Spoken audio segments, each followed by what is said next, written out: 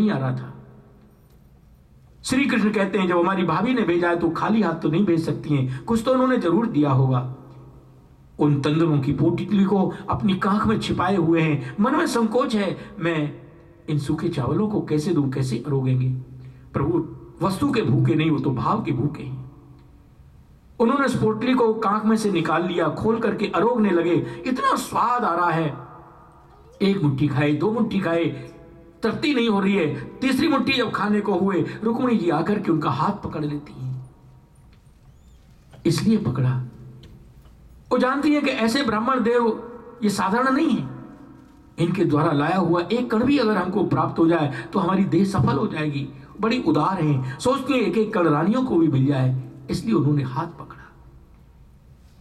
जब उनको रोकते जा रहे थे, सुशीला के त्याग की एक एक पल पर उनको स्मृति आ रही थी। धन्य सुशीला के त्याग के लिए उसने अपना सर्वस्व दे दिया।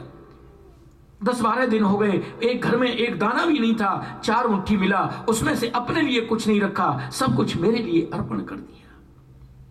मन में बड़े संकुचित होते हैं। उन्होंने विश्वकर्मा को आदेश दिया, सुदामा मेरे सखा हैं, मेरे मित्र हैं, जैसे मेरी द्वारकापुरी है, रात रात में वैसे ही सुदामापुरी का निर्माण कर दिया जाए। विश्वकर्मा ने रात रात में ही सुदामापुरी का निर्माण कर दिया, लेकिन इसके विषय में सुदामा जी को कुछ नहीं बताया।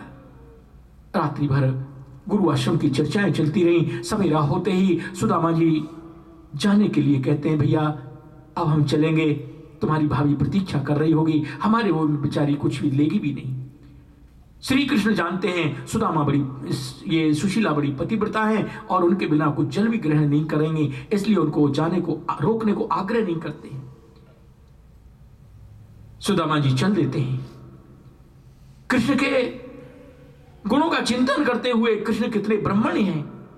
स्वयं लक्ष्मी नारायण होकर के मेरे जैसे दरिद्र को उन्होंने अपने वक्षस्थल से लगाया, मेरे को ऊंचे पर बैठाया, मेरे चरणों को अपने नेत्रों के जल से धोया। धन्य है उनकी ब्रह्मण्यता के लिए। इस संपत्ति को पाकर के जीव भूल जाता है, इसलिए उन्होंने मुझे कुछ दिया नहीं, बड़ी कृपा की। गुणगान करते हुए आते हैं, अपने स्थान पर पहुंचते हैं। वहां तो बड़े बड़े महल दुमहले बने हुए हैं, ऐसे जैसे द्वारकापुरी वैसे ही वहां पर निर्माण हो चुका है। सुदामा जी आश्चर्य में पड़ जाते हैं, सोचते हैं कहीं मैं रास्ता तो नहीं भूल गया, लौट करके द्वारका ही पहुंच गया हूं। सुशीला जी ने देख लिया अपने स्वामी को आए हुए, उनका भी शरीर एकदम दिव्य हो जाता है, वस्त्राभूषणों से सुलंकृत हैं। अनेकों दासियां उनकी सेवा में हैं। जैसे ही उनके पास में आती हैं, उनके चरणों में साष्टांग प्रणाम किए। सुदामा जी पहचान नहीं पाए, दूर हटने लगे, लेकिन उन्होंने बताया, स्वामी मैं आपके चरणों की दासी सुशीला हूं। आप अपने मित्र श्री कृष्ण के पास में गए थे, उन्हीं की कृपा से सब कुछ हुआ है। समझ गए उनकी कृपा के आगे कोई चीज असंभव नहीं होती। और इस तरह से महलों में रहने लगे, लेकिन सतत श्री कृष्ण के चरणों का ध्यान करते रहते थे। अब आगे वर्णन किए हैं। एक बार की बात है, बड़ा भारी सूर्य ग्रहण पड़ा। सूर्य ग्रहण के बाद में कुरुक्षेत्र में स्नान करने का विशेष महत्व होता है, और चंद्र ग्रहण के बाद में पुष्कर जी में नहाने की विशेष महिमा बताई गई है। सभी लोग कृतवर्मा और अनिरुद्ध को द्वारका की रक्षा के लिए छोड़ करके कुरुक्षेत्र में पहुंचते हैं। वहां पर नंद जी भी आए हुए हैं, नंद यशोदा ग्वाल बाल गोपियां सभी आए हैं। श्री कृष्ण उनसे मिलते हैं, उनको सांत्वना देते हैं। बोले नूनम भूतानि भगवान युनक्ति वियुनक्ति च। संसार में संयोग वियोग हमेशा होता रहता है। जैसे वायु के वेग से रजकण एक स्थान से उड़कर के दूसरे स्थान पर पहुंच जाते हैं, जहां से उड़कर जाते हैं वहां से वियोग हो जाता है, जहां पर इकट्ठे हो जाते हैं वहां पर संयोग हो जाता है। द्रौपदी जी भी आई हुई हैं। द्रौपदी जी ने श्री कृष्ण की 8 पटरानियों से उनके विवाह के विषय में पूछा। सभी ने बताया कि श्री कृष्ण ने किस तरह से उनको स्वीकार किया था। अंत में कहती हैं, हमें और किसी चीज की आवश्यकता नहीं है, न हम राज की कामना है हमको, न हमको ब्रह्मपद की कामना है। कामयामहि एतस्य श्रीमत्पादरजः श्रियः। इन श्रीमान जी की चरण रज हमको हमेशा हमेशा प्राप्त होती रहे, बस हम यही चाहती हैं। वसुदेव जी के यहाँ पर एक बहुत बड़ा यज्ञ हो रहा है। उसमें अनेकों साधु संत ऋषि मुनि आए हुए हैं। श्री कृष्ण उन सबका अभिनंदन करते हैं, स्वागत करते हैं और कहते हैं आज हमारे अहोभाग्य हैं जो हमको योगियों को भी दुर्लभ, देव दुर्लभ इन योगियों के हमको दर्शन हुए हैं।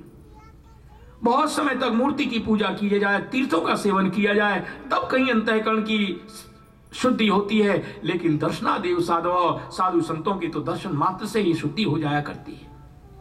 वसुदेव जी नारद जी से कल्याण का मार्ग पूछते हैं। उन्होंने कहा कि आप इसलिए पूछ रहे हैं, ऐसा प्रश्न इसलिए कर रहे हैं क्योंकि आपने कृष्ण को केवल अपना पुत्र समझ रखा है।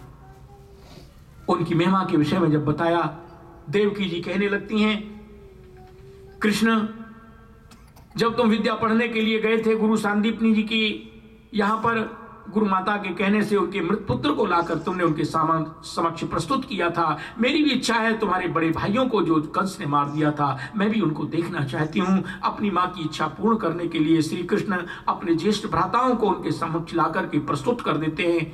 उनके स्तनों में दूध आने लगता है। माता ने सभी को स्तनपान कराया और वो भी माँ को प्रणाम करके, कृष्ण को प्रणाम करके अपने लोक को चले जाते हैं। अर्जुन तीर्थ यात्रा के लिए गए हुए हैं और इधर उनके दाढ़ी जटाएं बहुत बढ़ रही थीं। प्रभास क्षेत्र में श्री कृष्ण से भेंट हुई।